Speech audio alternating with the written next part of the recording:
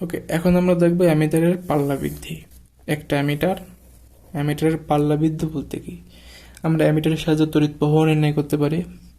এখন মনে করলাম আমাদের এখানে যে অ্যামিটারটা আছে, ওই অ্যামিটারটা আই পরিমাণ তড়িৎ প্রবাহ, সর্বোচ্চ আই পরিমাণ তড়িৎ প্রবাহ পরিমাপ করতে পারে।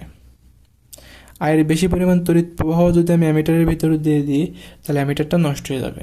সর্বোচ্চ আই পরিমাণ তড়িৎ প্রবাহ অ্যামিটারটা নির্ণয় করতে পারে, পরিমাপ করতে পারে। আমি মনে করে নিলাম অ্যামিটারের অভ্যন্তরীণ রোধ আর এ, যেহেতু অ্যামিটারের রোধ আমরা নাম দিলাম আর এ।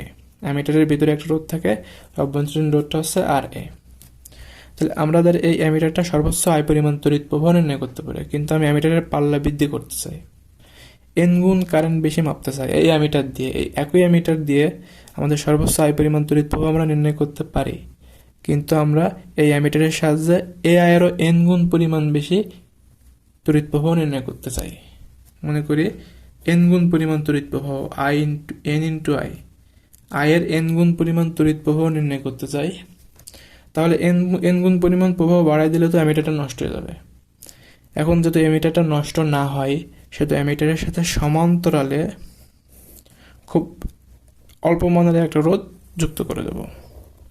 এমন একটা রোধ যুক্ত করব, যেহেতু আমাদের এমন একটা রোধ যুক্ত করলে এখানে এন আই পরিমাণ কারেন্ট আসার পর আই পরিমাণ কারেন্ট অ্যামিটারের ভিতর দিয়ে চলে যাবে এবং বাকিটা এই রোধের ভিতর দিয়ে চলে যাবে।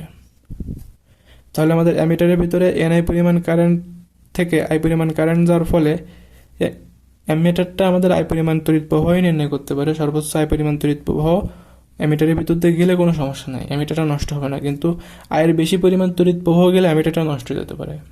এজন্য আমরা অ্যামিটারের সাথে একটা সমান্তরালে একটা রোধ যুক্ত করে দিলে এনআইয়ের থেকে আই পরিমাণ কারেন্ট অ্যামিটারের ভিতর দিয়ে চলে যায়, বাকিটুকু চলে যায় এ রোধের ভিতর দিয়ে।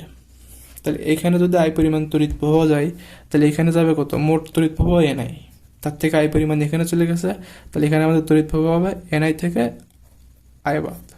এখানে আই চলে যাচ্ছে, বাকিটা এখান দিয়ে যাচ্ছে। এখন আমরা এখান থেকে দেখতে পারি অ্যামিটারটা এবং এই সমান্তরাল যে শান্ট বা যে রোধটা আমরা যুক্ত করেছি, এই দুটো সমান্তরাল আছে। তো সমান্তরালে থাকলে আমরা জানি এদের দুই প্রান্তের বিভবই সেম। অ্যামিটারের দুই প্রান্তের বিভব যা, এই রোধেরও দুই প্রান্তের বিভবটা তাই।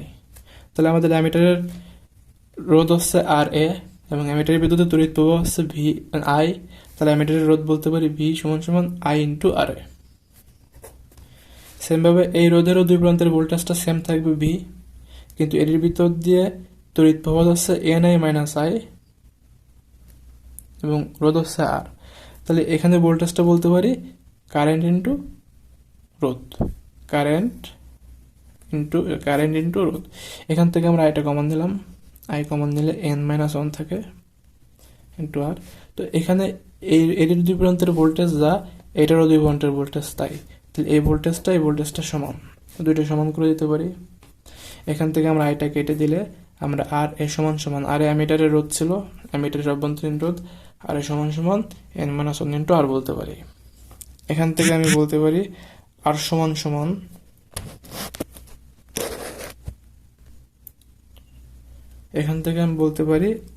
সমান আর এ বাই এন মাইনাস ওয়ান। এখানে আর এ কি? আমাদের আর এ ছিল অ্যামিটারের অভ্যন্তরীণ রোধ, এন হচ্ছে আমি কত গুণ তড়িৎ প্রবাহ নির্ণয় করতে চাই, আগের তুলনায় কত গুণ তড়িৎ প্রবাহ বৃদ্ধি করতে চাই বা নির্ণয় করতে চাই। আর এই আর হচ্ছে কতটুকু পরিমাণে রোধ আমি অ্যামিটারের সাথে সমান্তরালে যুক্ত করেছি সেটা। আমি একটু উদাহরণ দিয়ে বলি, আমার এই অ্যামিটারটা সর্বোচ্চ 10 অ্যাম্পিয়ার পরিমাণ কারেন্ট মাপতে পারে। 10 অ্যাম্পিয়ারের বেশি পরিমাণ কারেন্ট যদি অ্যামিটারের ভিতরে দিয়ে প্রবাহিত হয়, তাহলে অ্যামিটারটা নষ্ট হয়ে যাবে। কিন্তু আমি চাই এই অ্যামিটারের সাহায্যেই 50 অ্যাম্পিয়ার পরিমাণ কারেন্ট মাপতে চাই। তাহলে আমাদের এই অ্যামিটারের সাথে সমান্তরালে অন্য একটা রোধ, এমনভাবে একটা রোধ যুক্ত করতে হবে যেন এখান থেকে 10 অ্যাম্পিয়ার কারেন্টে যায় আর বাকি 40 অ্যাম্পিয়ার কারেন্টটা যাতে এই তারের ভিতরে দিয়ে যায়, এমন একটা রোধ এখানে যুক্ত করতে হবে।